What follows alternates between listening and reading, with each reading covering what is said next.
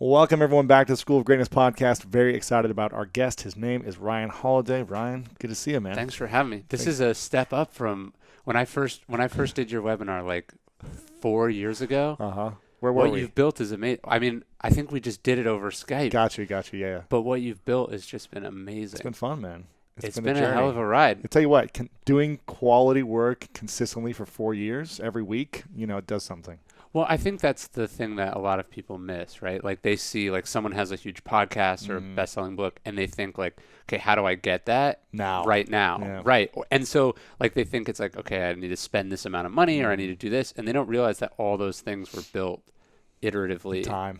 Yeah. Like you didn't even, if I remember correctly, you weren't even starting a podcast. This was 3.5 years ago I started the podcast. We just hit 350 episodes recently. And, it's been 3.5 years. But I mean, you didn't even set out to build a podcast. No. You were just doing something and you had this conversation with someone, which is the Robert Greene one, right? And you decided that should be, That was the first first episode, but I was doing a webinar with him to promote his book. And then I was like, this is a great interview. Why don't I put this part of the podcast series? Right. That I later decided I was going to do. Yeah. And so that's actually one of the things I talk about in Ego a little bit is that you have to make sure that you don't make up stories about other people because it can seem like they set out to do this. So it's like it was somewhat accidental. It was about you took a chance, you did this thing, and then you started to see opportunities and you grew them versus like I had a vision for a 350 episode podcast and millions of downloads, right? Right. It's less sexy than that, but more attainable. So it should be more inspiring, but people don't see that. Yeah, when I started the podcast originally, I remember I was moving to I just moved to LA, and I was kind of going through like a rough path from a relationship, and just like I just sold a company that I wasn't really that inspired with anymore, and I was trying to figure out what was my next thing, what was my dream, my purpose, what was my meaning. And I remember I really enjoyed interviewing people at the time, or just connecting with great conversations. And I was like, man, I've got pretty good relationships with some inspiring people. What if I share these with other people? Right. And then I asked a few friends who, Derek Halpern and John Lee Dumas, I was like, and Pat Flynn, I was like, how's the podcast going? And they were like, it's incredible. I don't know why Derek stopped his. But I was like, these guys can do it. I think I can figure it out. Yeah. And I remember I set out the first year, I was like, I'm just going to create some good content every single week and do it for a year and then see what happens. Right. And I was like, I'm not going to take any sponsors. Like, I'm not going to try any of that stuff. Right. I'm just going to build something like inspiring to me. And the sponsors came quickly because of that. Sure. And it just kind of took off. It might have been the time of when I launched it. It might have been the...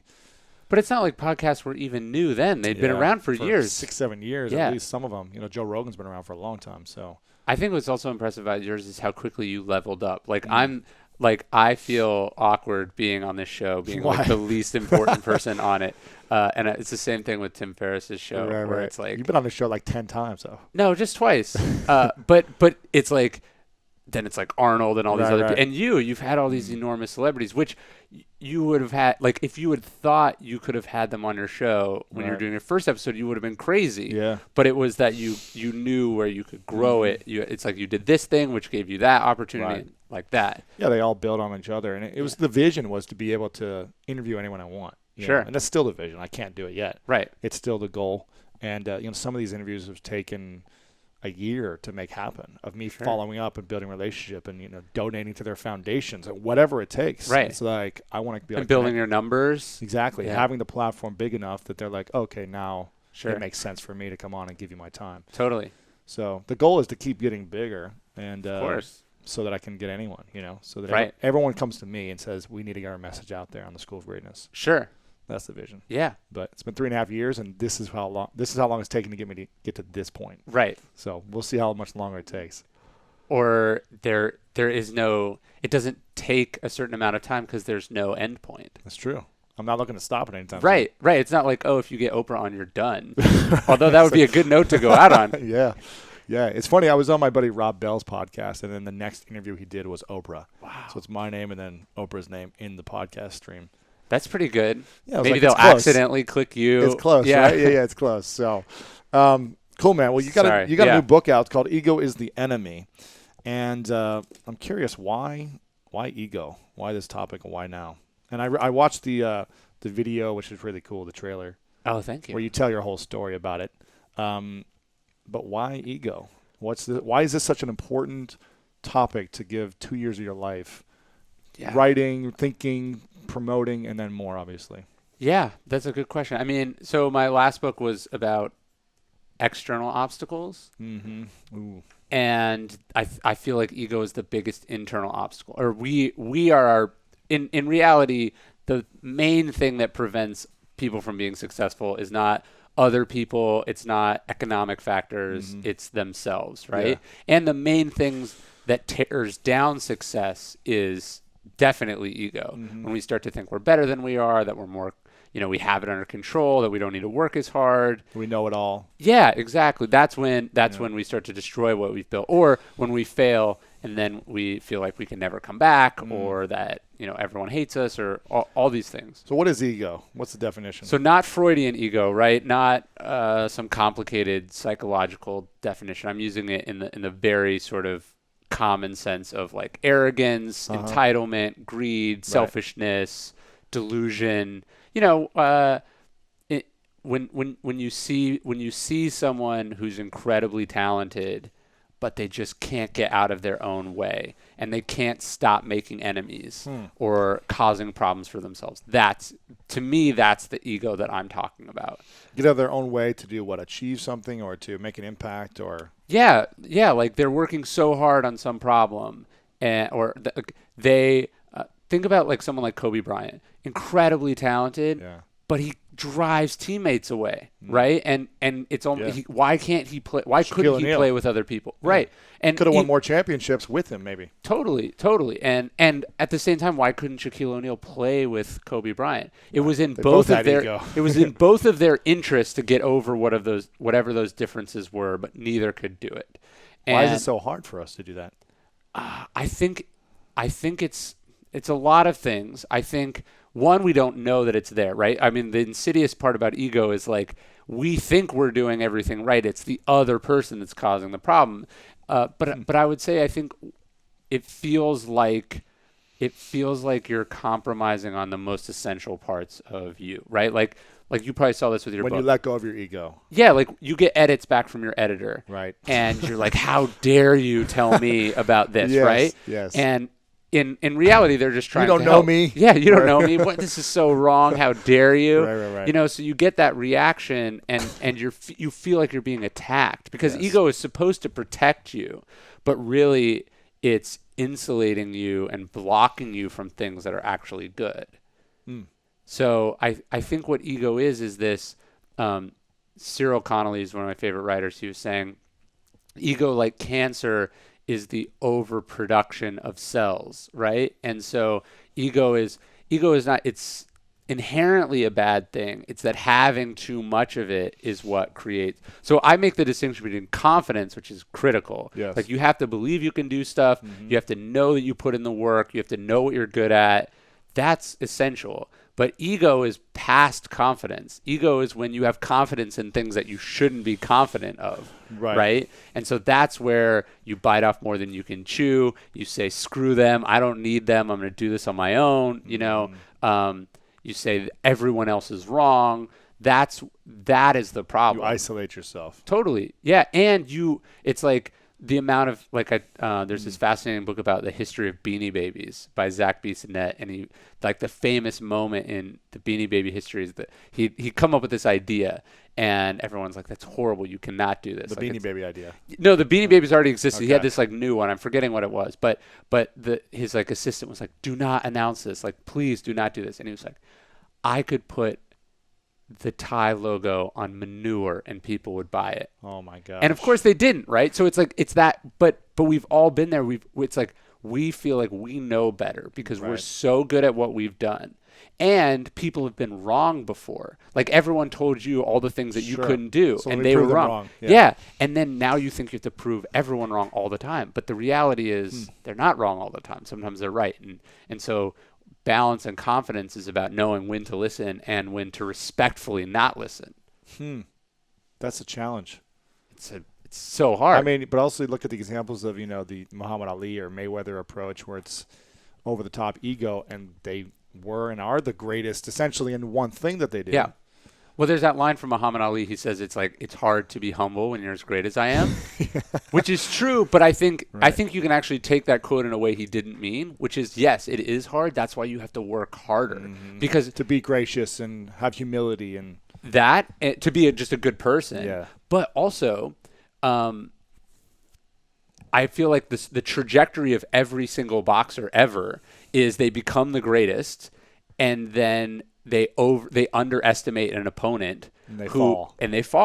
And Mike Tyson, everyone. Yeah, and the saddest part about boxing is when they don't know when they should quit, and then that's when they get hurt or they do real damage to themselves. So it's like you have to be humble, not only because you should be a good person. It's hard to let go. But it's hard to let go, and you, the second you start to think you're better than you are, that's when an opponent seizes on that weakness and beats you with it. Do you think it was wise that Kobe retired now and he was like, I have nothing left?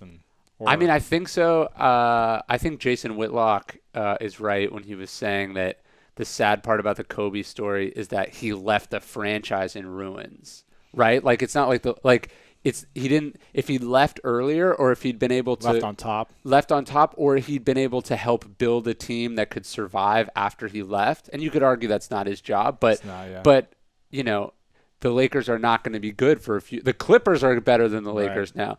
And so that has to, like, when you look at like billionaires who can never retire and they can't pass the company on to anyone, to me, that tarnishes their legacy. It's a knock against their greatness that they were so selfish and could delegate so little that they built this thing, but then ultimately it couldn't outlast them because they couldn't share control. Wow. Where's a moment in your life where ego really ruined you the most? Whether it be a relationship or business or friendship or your health? Yeah, I mean, obviously, I think there's lots of places. I think the big thing, like when I look back at my writing, the writing I did when I was like 19, 20, 21, it makes me so uncomfortable because it's like I cringe when I read what I wrote in the past because it's so certain. And you know what I mean? Like, I'm matter of fact. Yeah.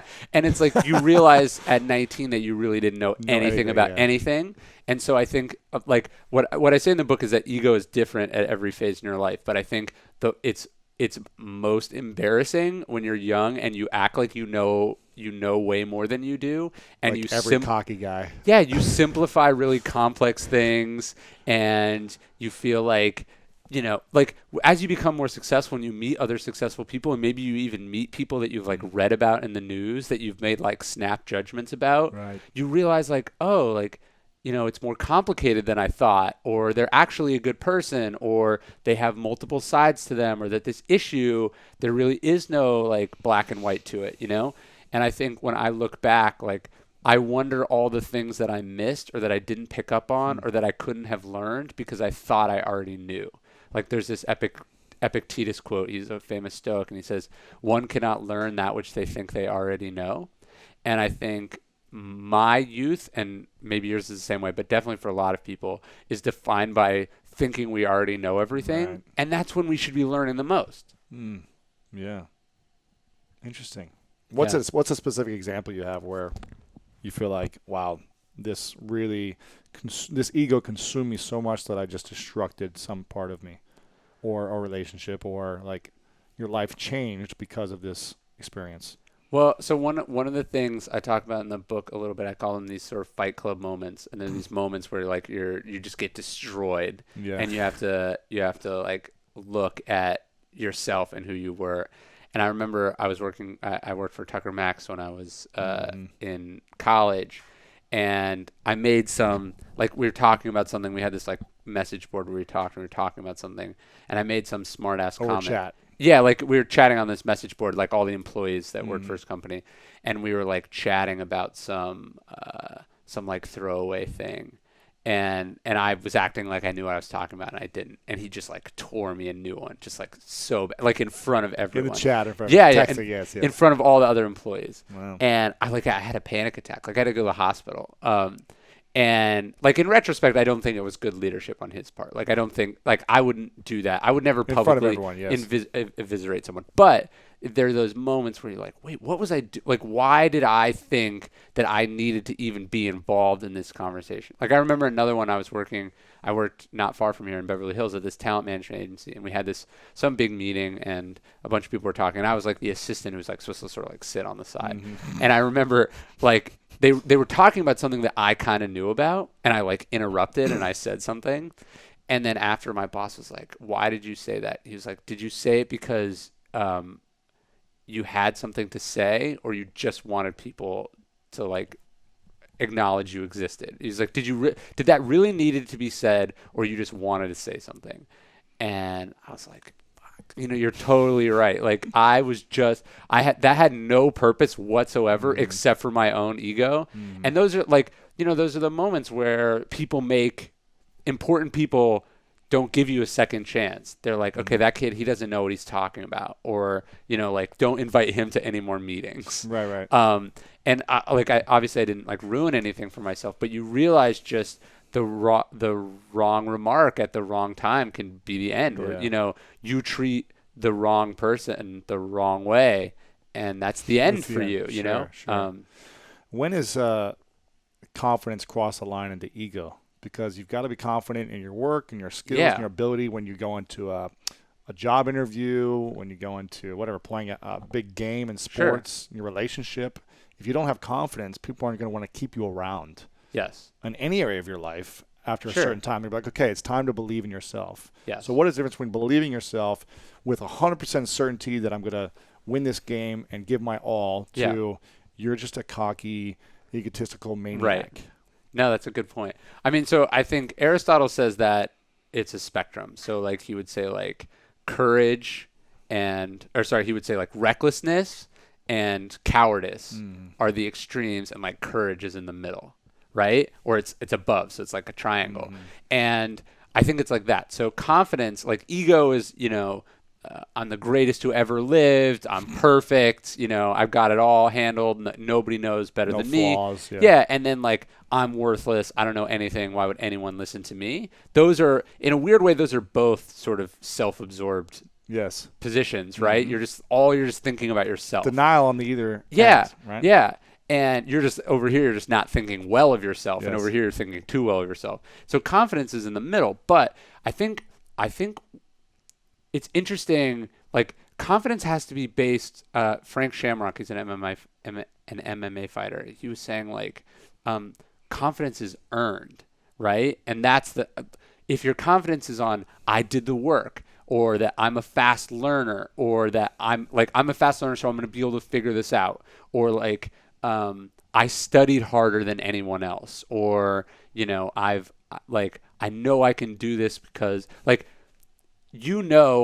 about how much weight you can lift because you go to the gym and you've done it before. You might have an inkling that you're capable of a lot more, but you're confident based on what you've done or done in a sort of a reasonable circle. So I think that's where the confidence is like, okay, I know that I can write a book because I've studied harder. I've written long things before. I've worked with other authors. It's not like, oh, sure, I should have a book. That's the difference. Yeah. Interesting. Okay. And you also talk about in the book, you say humility and reality are the cure for symptoms of ego. Yeah.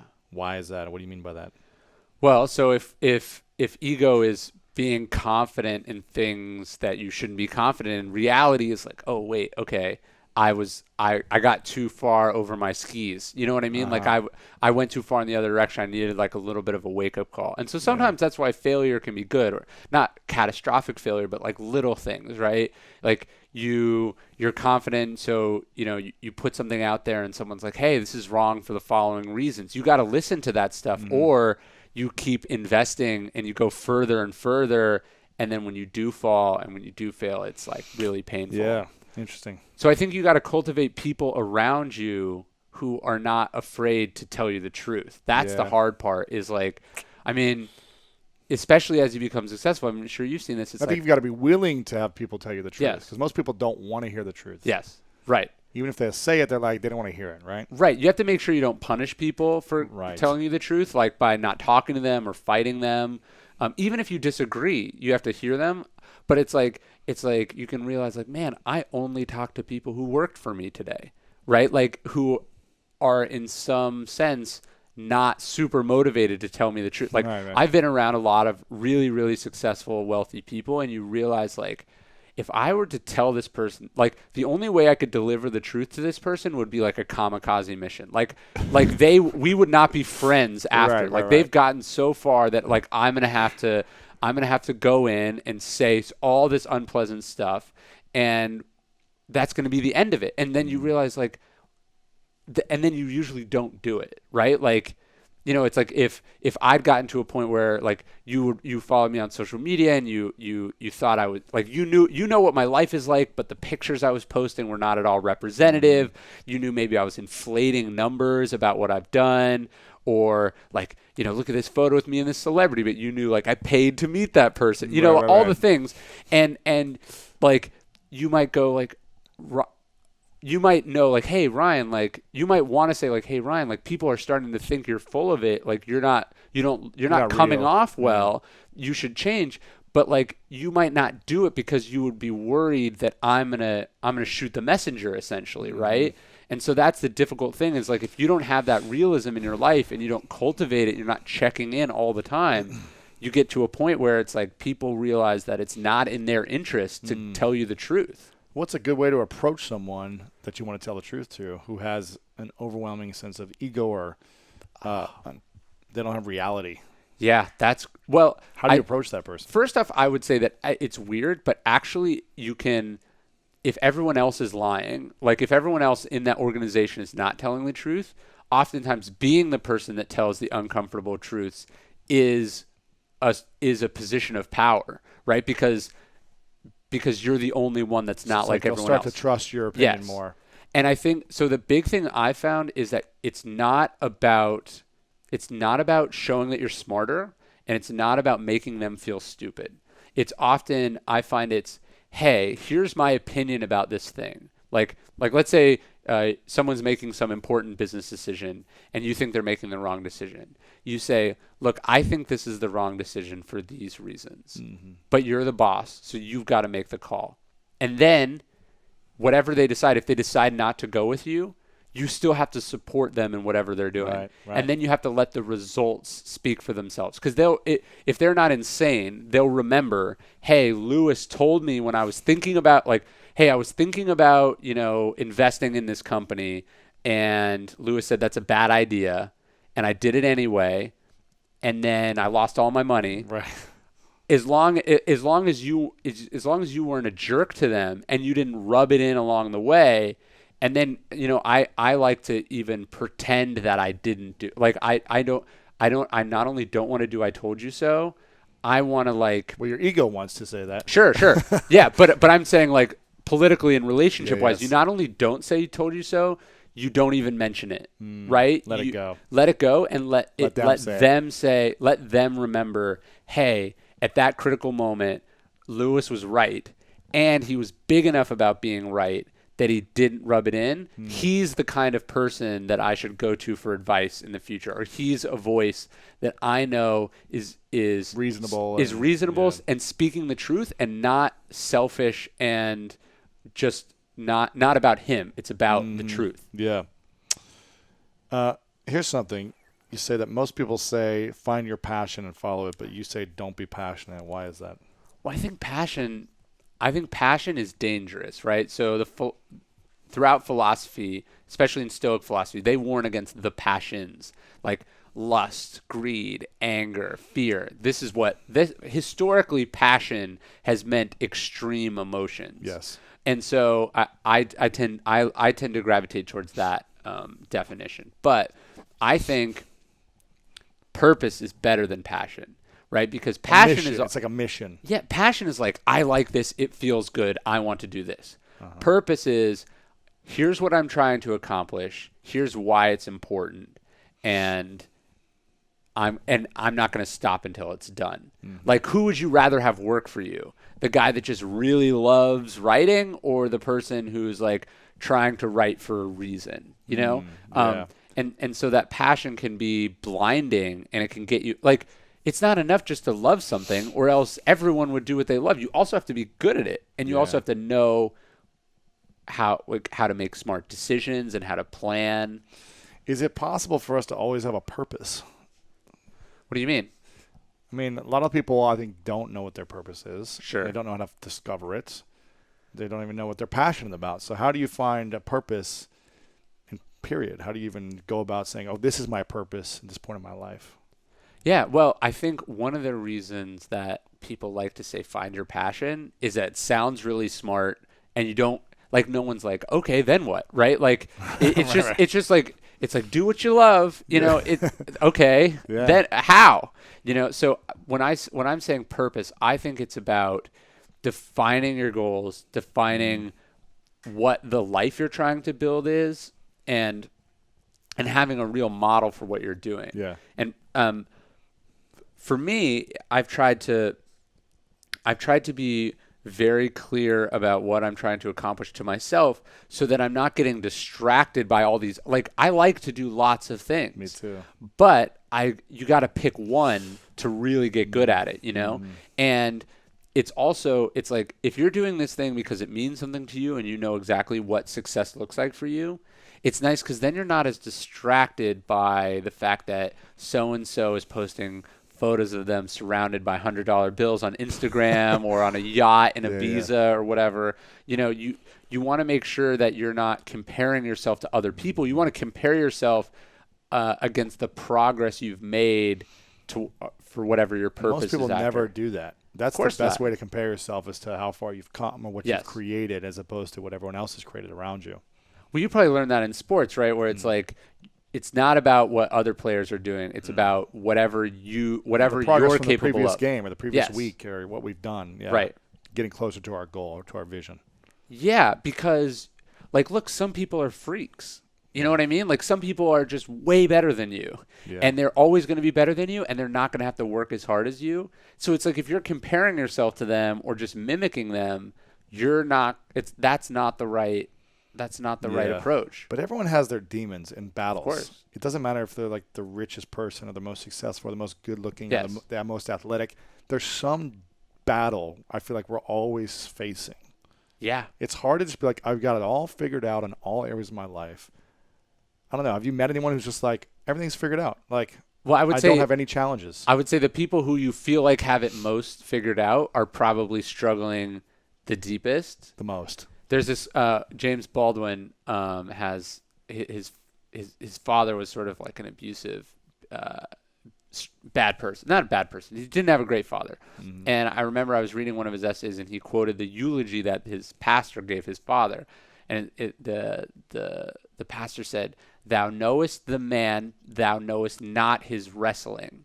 Like, because you don't know what each person is wrestling with inside. Mm-hmm. You don't know if that beautiful celebrity is wrestling with an eating disorder. You don't know if that guy or whatever. Yeah, you don't know if that guy who seems like he has a happy family is miserable and cheats on his wife. You know, you don't know if that person who sold millions of albums feels like a failure because their parents never told them they love them. You know, you don't know what people are struggling with, and it's like, so it's like you can't compare yourself to them because you don't know whatever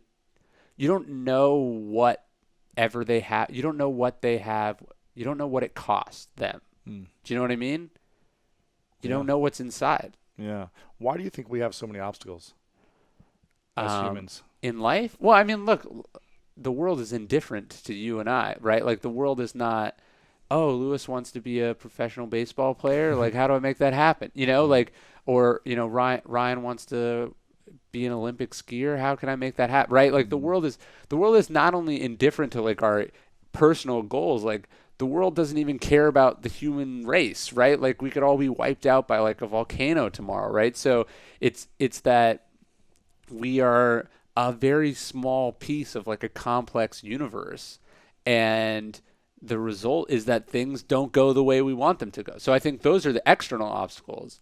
And if that wasn't hard enough, right, the internal, then we put on top of that, you know, struggles with addiction, or struggles with self-worth, or struggles with other people. You know, we add to that things that make an extraordinarily difficult thing like even more difficult. Yeah. And we don't even know it, right? We don't know the people that we've alienated, or we don't know how we've, like you think like, your journey was from point A to point B, but you don't actually like, it could have been shorter if you had done this differently you never know. If you had an unlimited amount of money that I gave you right now to solve one challenge in the world, whether it be an internal challenge that humans face or some type of external challenge, and snap your fingers, it's solved, and we never longer had that challenge in the world or internally, what would that be? Oh, man, that is a crazy question. We talked about William McGaskill a while ago, right? Who does effective altruism.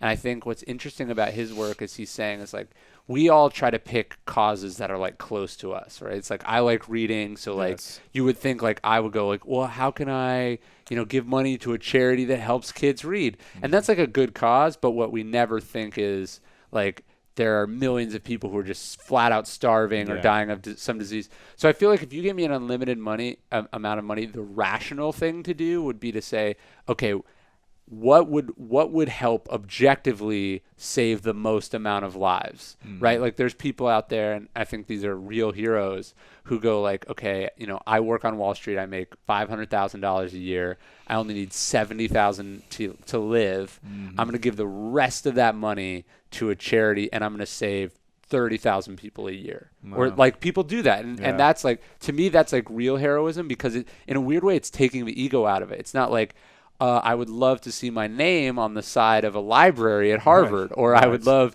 an art gallery downtown that houses my collection. In those ways, obviously, those are still good things to do with your money, and it's better than buying yourself a yacht or whatever.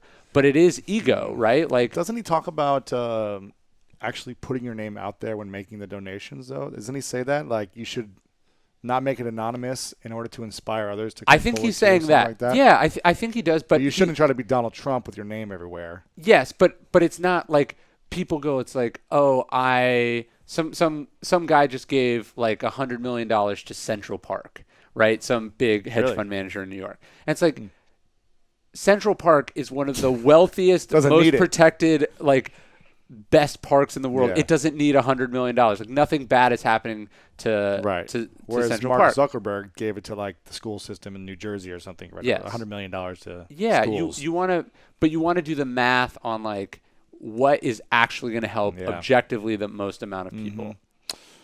So how do we get out of our own head then? When we don't even know we're in our head. Sure. Because we don't think anything's wrong with us. Yeah. How do we get out of it? Well, right.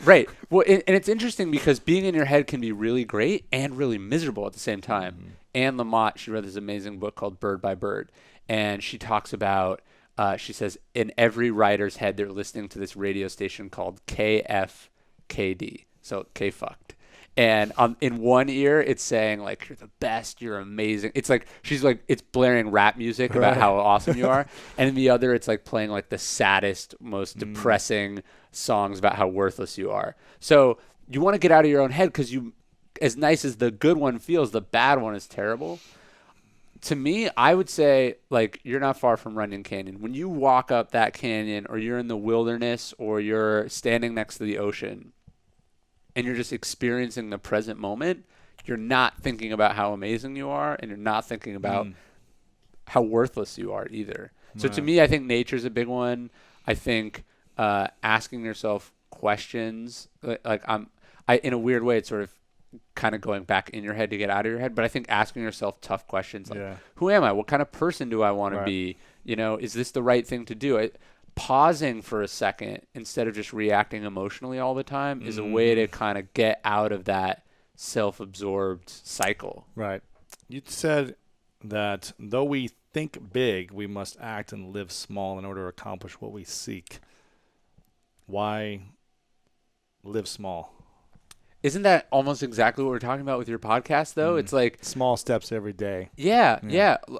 Paul Graham talks about this. He's like, the way to change the world is to start by changing some tiny thing. Yeah, take one step or whatever. Yeah, right. It's not having this frighteningly ambitious, world-changing idea. Like, that's great. Like, I gave a talk at Google a few weeks ago, and there's this quote from Larry Page where he's saying, like, the way I pick startups to invest in is I ask themselves, like, is what you're working on going to change the world? And that sounds really inspiring, except for Google was his thesis that he was writing. Really? And it was like a research project, and it became Google. YouTube started as a dating site, Wow. right? Like Gmail was like an internal project that, you know, they thought, hey, maybe we could make this email thing. Like, maybe it'll work, maybe it won't. Meanwhile, these sort of big, huge projects, they fail all the time because we can be wrong, and because we've you have let's say the podcast episode didn't work. Right? You could have pivoted into any number of other things. But if I was like, this is the thing. Yeah, I have to do this. This is going to happen. It's going to be huge. Right. Which a lot of podcasters say when they start out. Yeah, and they overinvest in it. They overcommit. And then they can't Get out of their own way when it's not working. Yeah, they can't see what the problems are. They start too big. Interesting. I like that. Who would you say is the best example of someone, either you know or you don't know, who is like, man, they just don't have any ego, or they have the right amount at the right times, or they're flexible with it, and they're so aware of it, and they're just like, you know, taking command of whatever their vision is in the world and making things happen. My favorite story, or my favorite person in the book, is George Marshall, the World War II general. The Marshall Plan is named after him. He was this amazing man. There's this famous story about him or his famous encounter with his wife, and someone said, like, oh, he had no ego. And she was like, no, you don't understand. He had an ego like everyone else. He just believed in what he was doing so much that he never let it get in the way. And so, like, for instance, right before the D-Day invasion, FDR, he asked Marshall, he was like, look, you're very important to me here in Washington, but I realize, like, this is like an opportunity of a lifetime. Do you want to command the troops at D-Day? And George Marshall, like, he wanted it more than anything in the world. And he said, I don't want my personal feelings to impact your decision at all. You decide. And so FDR chooses Eisenhower, who does an amazing job. Obviously, that we win World War II. But it, in a way, that what Marshall was doing was choosing the mission over himself. Yeah. And that's so hard to do. And we think in that moment, like, if I don't do that, no one will ever remember me. I'll be a loser, right? But that's not true. Like, in fact, it made him essential. It helped win the war. He goes on to do all these other amazing things. He accomplished more than you and I could ever dream of. Yeah. But there's a quote from Truman where he says, like, never did George Marshall think about himself. And it was in repeatedly doing that he was able to accomplish all these things that will outlast him far more than any selfish marketing or decisions would have at the time. It's interesting. Early mentor, now friend of mine, Chris Hawker, I believe the quote that he has on his office, he's a famous inventor, invented many products, is, when ego slips away, the best idea wins. That's great. And I think it's on his wall, because he does he's taken like 75 products to market, inventions, but he's constantly brainstorming with his team. Yeah. And you would think that a guy who's invented a lot and, you know, patented and everything and knows everything about it, that he'd be like, no, this is the way it's going to be. But he lets his ego go and says the best idea needs to win. Otherwise, it's going to fail. If it's just my idea and it's like, has to be my way. So when ego slips away, the best idea wins. There's a quote from Tony Adams, who's a soccer coach, a famous soccer coach. And it's pretty cheesy, but it's totally true. He says, when you play for the name on the front of the jersey, they'll remember the name on the back. But Pat Riley calls this the disease of me. We think in the short term, like, I'm not getting enough attention, I'm not being appreciated, I'm not getting paid enough. We think about all these minor concerns because we're worried it's going to hurt us in the long term. And really, that's just distracting us from doing the work that is ultimately the only reason anyone is remembered for anything. Like, I mean, you've experienced this with your book. It's like you've got the bestseller list, like, right there on the wall, and you want to win in the short term, but really, no. I don't remember how many copies did The Great Gatsby sell in its first week. Nobody knows, right? Like, no, any book that's like, good to great. How was its first week sales? Like nobody knows, right? What matters is, did you make something that stands the test of time, and did you keep working at it past when everyone else would have given up and said like it's on to the next thing, or I'll do this other thing because I can make more money or whatever. Like you've gotta stay at it and stay at it and stay at it long past whenever the ego gets bored. I got a few questions left. All right. This came to me. I'll ask you a personal question. All right. Where do you see that my ego gets in the way of any area of my business, life, relationships? Where have you seen? Well, feel free to be truthful. Is this a kamikaze mission? Or No. This came to me because I'm like, let's see what comes up.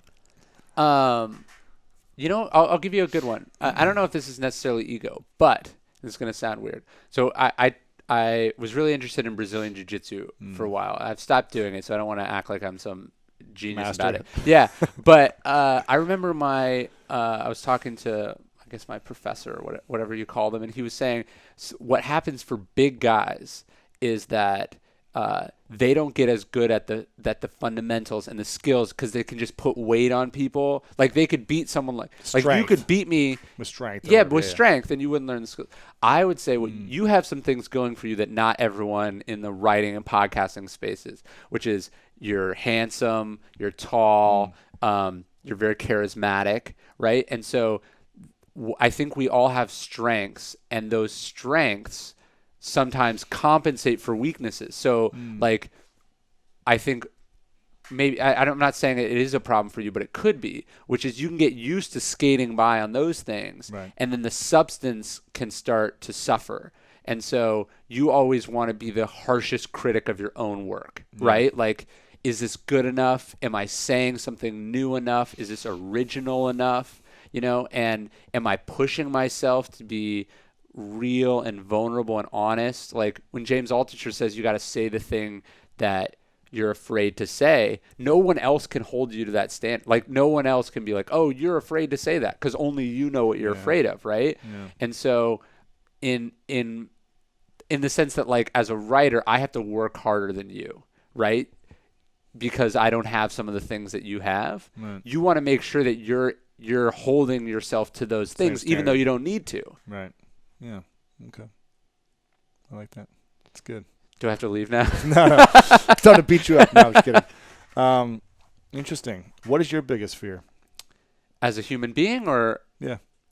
My wife's expecting, so I'm worried that I'm so, like, my work is so important to me and my identity is so tied up in it that I'll make a lot of really decisions that seem important at the time that in retrospect don't matter at all. Yeah. Like, it's like, oh, some random person emailed me and I have to respond, and I'm going to miss some moment and it's not that I'll never be able to get it back. It's that I stole that from someone. Do you know what I mean? Sure. And I'm worried that I have selfishness on the one hand, but also just like, I think it comes from a place of insecurity, of like feeling like if you let up for a second, you'll lose what you have. You're not going to be relevant, or you're not going to build momentum or whatever. Yeah. Yeah. So that I have that actual fear of losing the momentum.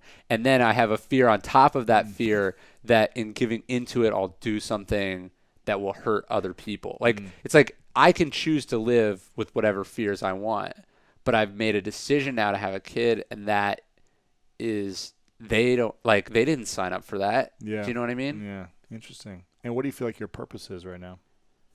I really love writing. Like I really love writing, and I feel like I've been lucky enough to write things that other people haven't. Like I've actually seen this. Like, so I read a lot about ancient philosophy, and some of the people in that community have started to become like resentful of that writing because it's become popular.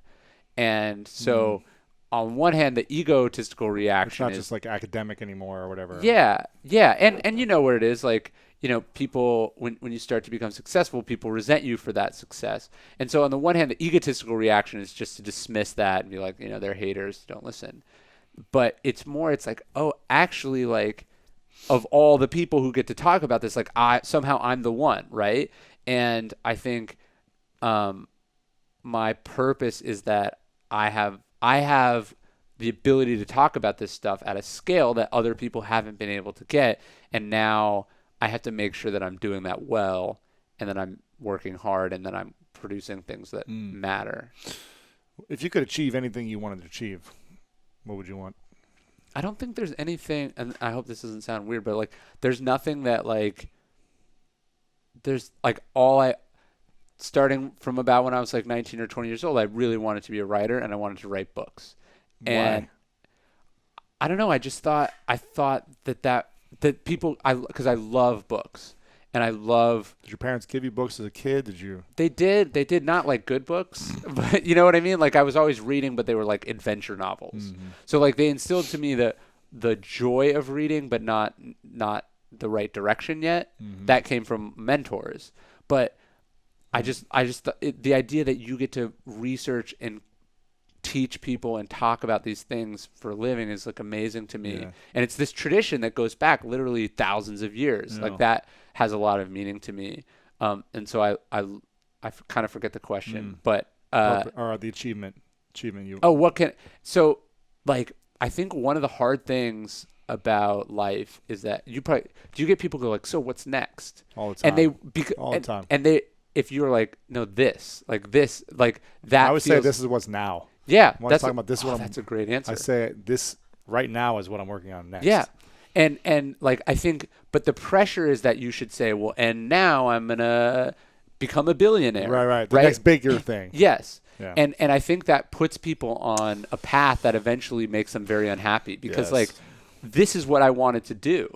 So why would I, just because I've done it and I got to do it earlier than I expected, I'm going to go do something I just came up with in my head, right? Like I've seen a lot of people that's like, everyone else is starting companies, I should start a company. Well, maybe I don't like that. And so why should I do it just because everyone else is doing it? So I'm trying to be very disciplined and not,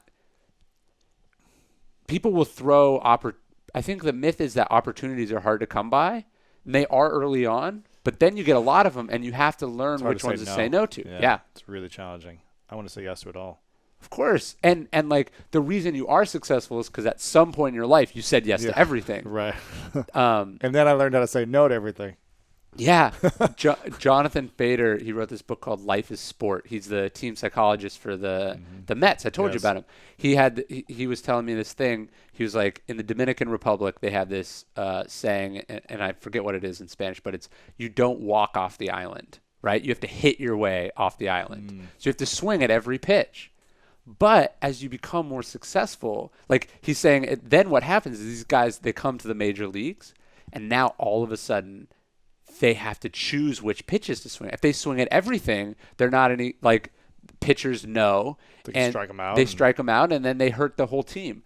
And so it's like, wait, so you used to have to swing at everything, and now all of a sudden you have to learn when to not swing and when to swing. Right. And I think success it's the same for all of us. You do something, and now all of a sudden, hey, do you want to appear on this podcast? Do you want to do this TV show? Do you want to write this thing? And you have to know what projects to say yes to. And I'll give you an example. You could have written a book much earlier than you wrote a book. Yeah. And because I remember, actually, I wrote a proposal 4 years before the book came out. Well, I was going to say the day I sold my book, I was in New York City, and we had lunch with Steve Hanselman. Yes. And you were like, I'm thinking about doing a book. The barbecue place we talked to. Yes. Maybe that was afterwards. Yeah. At Hill Country? Yes. Yes, but this was at some sushi restaurant. Okay. And you were thinking about doing a book, and you waited 4 years. Yeah. I find very impressive because you knew about how much you wanted to sell it for. It didn't and you feel knew how right big to me. you wanted it to be. It didn't feel right at that time.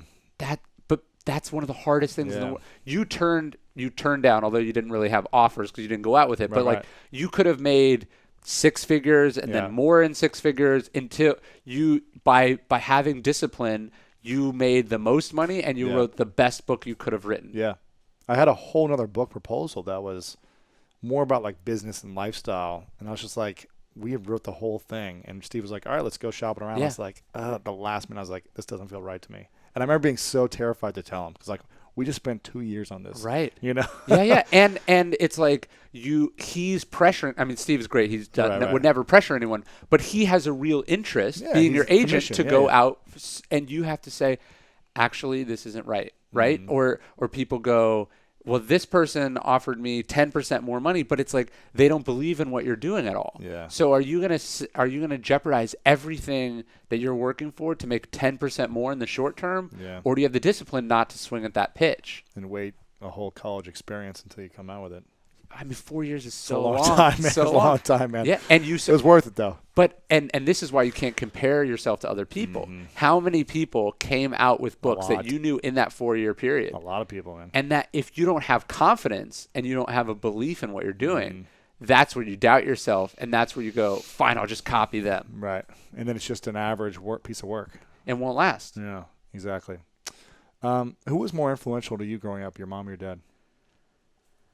That's a good question. Definitely my dad. Why? My dad was just like a strong. So my dad was a police officer, but became very financially successful. Not from being a police officer. Like he invested in real estate, and he invented this arm that could pick up explosive devices, and he did all this cool stuff. And the idea that like you didn't have to be defined by that one thing that you do, and that you could understand things that were related to it and work really hard. That was very influential to me. That's cool. Yeah. And what are you most grateful for in your life recently? So my wife and I, we live on this farm, and with donkeys and goats. With donkeys, like it's like I live in my dream house, like my dream house, my dream life. Except for the rattlesnakes. I did kill a rattlesnake 2 days ago, although that was fun. But it's like, I think this is the other reason why you have to be present and actually enjoy the moment, is that it's like, this is everything that I want. And I have to remind myself that it's everything I want, and that that's freeing, and not get distracted by like, oh, and it would be nice to have the bigger and better thing. Right. Like as soon as you buy a house, you're like, in an apartment, you're never like, I'd really like to redo this bathroom. But as soon as you own a house, you're like, I don't like these floors, you know? And trying to actually be grateful for what you have, things that you would have killed like a year earlier to have. As soon as you have them, all of a sudden you think about how they could be better. And I think you've written about this a lot, but gratitude is incredibly important, not just because it's what you owe other people, but it makes you appreciate what you have versus focusing on what you could have or don't have, which are egotistical things and also recipes for misery. Yeah, I like that. Couple final questions before I ask them. I want to make sure everyone gets the book. Ego is the Enemy. Go pick it up right now. I'll put it in the show notes as well. But go check it out. It's a great book.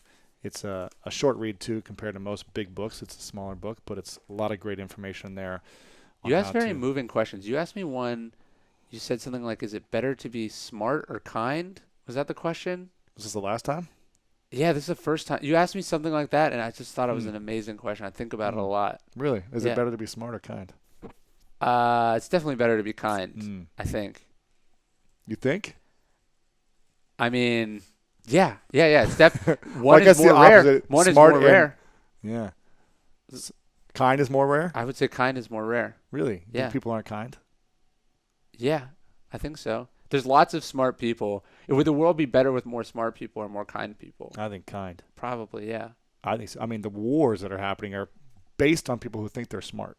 Yes, right. Not kind people are creating wars. Well, that's the thing Socrates says no one does wrong on purpose, right? So the smart people all think they are doing the smart thing. And I think if people led more with their heart, as cheesy as that sounds, ego would drop. Sure. And the heart would lead. When the head is away, the heart will lead, right? Yeah, sure. Cool. I'm glad you brought it up. Okay, this is a question I asked at the end for everyone. It's called The Three Truths. Okay. And you're a writer, so you're going to create many works of art for the rest of your life, and you've already got great books. You've helped a lot of people, a lot of smart people write incredible books, including myself. You helped me with School of Greatness. And it's the last day for you many years from now, and all your friends and family, everything you've ever wanted, you've achieved. Okay. You got the dream family, you got the dream home, you Yeah. got thousands of donkeys, whatever you want. You've No got it more all. donkeys. You've got it all. Yeah. And but all of your work is erased. Okay. And you have a piece of paper and a pen, and you get to write down 3 truths, things you know to be true about all of your experiences in life that you would pass on to people. Sure. As your Bible, essentially, for how to live life. Okay. What would be your 3 truths? Oh, that's great. Well, first off, I think you should live your life as though your works are going to be erased, because when you're dead, they are erased to you, right? But okay, so the first one would be, and this is the essence of Stoic philosophy, I think, it says, you don't control what happens to you, you control how you respond. So that'd be truth number 1. Truth number 2 would be what we talked about earlier, where you can't learn that which you think you already know. I think that's an essential truth that puts you in a mindset to learn your entire life. You know what? I'll give you one more Stoic quote. We'll make this all Stoic. There's a line from Seneca where he's saying, some people lack the courage. What's he saying? Some people lack the courage to live the life they want and live only as they have begun. Right? So that's that people lack the courage to change, to do abrupt changes, especially as they get later on in life. And I would say most of the big decisions in my life, deciding to leave college, which was going well, the decision to leave American Apparel and become a writer, the decision to not write marketing books, but to write about other things. These were dramatic changes that cost money, or meant closing the door on big things, but opened up enormous upside. Yeah. And so I think you can't, just because you're good at something or just because you've done it for a long time is not necessarily a reason to continue that thing. I like that. What are yours? When you get a podcast, you ask me. Okay. All right.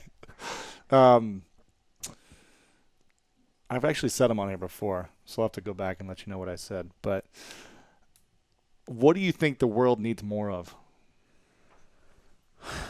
I would say right now, one of the things that stresses me out is a lack of tolerance. Both, I think we've become increasingly less tolerant. In this campaign, a less tolerance to, like, for instance, this backlash against immigrants, both in the United States and internationally. We're here in Los Angeles. Los Angeles is awesome because it's filled with immigrants. Yeah. New York is awesome because it's filled with immigrants. And the idea that immigrants make things worse is just not only economically false, but it's culturally false. And it's ethically bankrupt as well, right? Just because you're born here does not give you some special claim to this land over the rest of the world, right? And so I think a lack of tolerance of other people and their hopes and dreams is a big one that alarms me. But I think more, like, if we're more just talking about like America, I think our lack of tolerance of conflicting or unpleasant ideas is equally problematic, right? So I don't like the idea of safe spaces and calling people racists or bigots because you don't like what they're saying. I think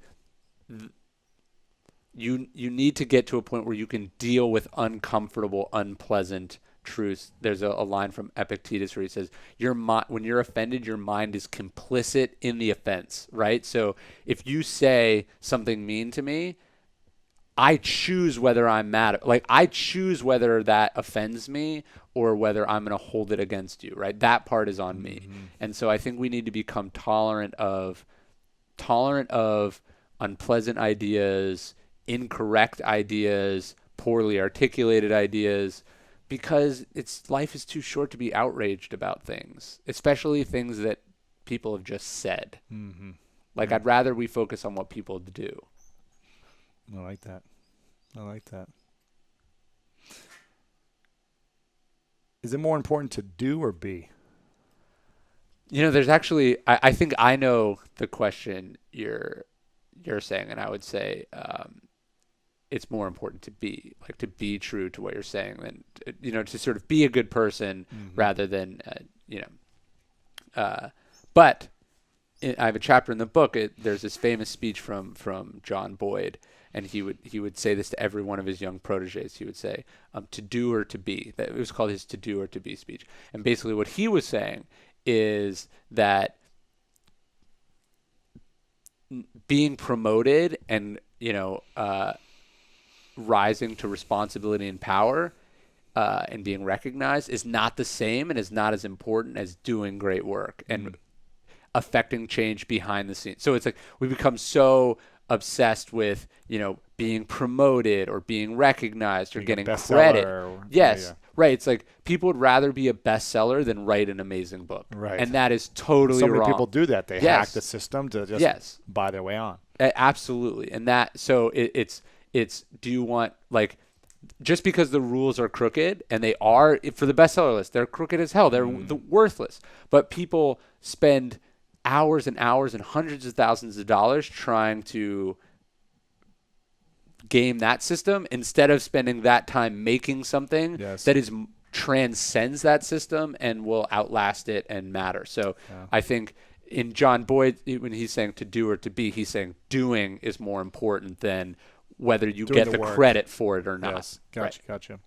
Before I ask the final question, I want to take a moment to acknowledge you, Ryan. Okay. I want to acknowledge you for your brilliance and your creativity and your ability to take major risks in your life when they are uncomfortable for you, because I think there are so many people that are brilliant and creative that stay in the same game just to be more recognized and make more money, and you continue to follow your purpose as opposed to following the money, and in the process you help so many people along the way. You've helped guide me in my journey with my book and my work. You're always someone I can lean on with some great brilliance, and you've helped so many people. So I want to acknowledge you for constantly learning and realizing that you get to continue to learn along your journey and giving to so many people with the work you create. So I want to acknowledge you for that. Yeah.